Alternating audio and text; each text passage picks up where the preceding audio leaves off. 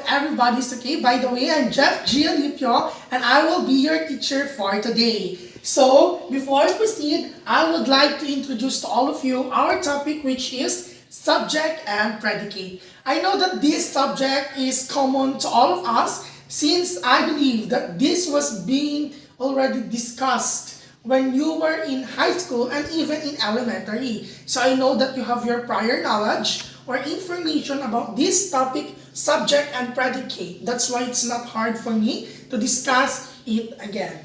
But before we proceed, I would like to show to all of you our objective for today. So our first objective is to identify the definitions of subject and predicate. Also, to give examples. Number 3 objectives will be identify its connection, and lastly, to know its importance. So, first of all, I would like to, let's define first what is the meaning of subject. So when we say subject, a subject is the person or thing that is doing an action or the person that is focused on the sentence. From the word itself, person, whom are we talking about on the sentence? Okay? Kung baka sa Tagalog, tinatawag itong sino ang pinag-uusapan. It answers the questions whom or what the sentence is about.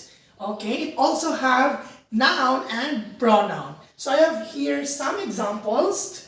Number 1 example is that the dog is sleeping in the room. So who is sleeping in the room? It's the dog. Therefore, dog is our subject. Number 2, Mika ran at high speed. Mika is our subject. Number 3, the boy is walking on the lane. Who is walking on the lane? It's the boy. Therefore, the boy is our subject. And lastly, the bird is flying. Who is flying? It's the bird. Okay, so let's move on. So when we say predicate, the predicate of the sentence is the part that contains the action. What is the subject doing on that statement?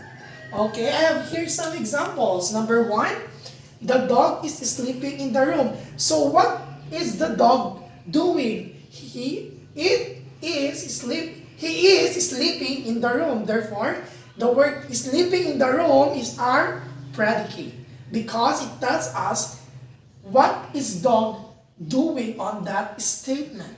Number 2, Mika ran at a high speed. Who ran at a high speed? It's Mika.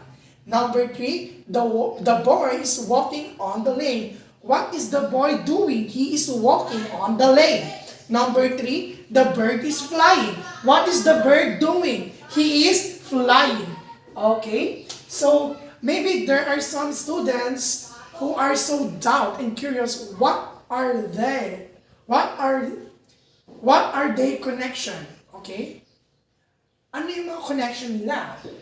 So, sentence have 2 parts. It's the subject and the predicate. So these 2 parts is the most commonly used parts of a sentence. Thus, it's really important to identify the subject and predicate in a sentence. That way, you can write sentences that are complete thoughts and well written. So that's it, guys. It shows to all of us that subject and predicate plays a very vital role for us to have a complete thoughts and well written. That's it, guys. And thank you very much for your listening. God bless and keep safe, everyone. Thank you.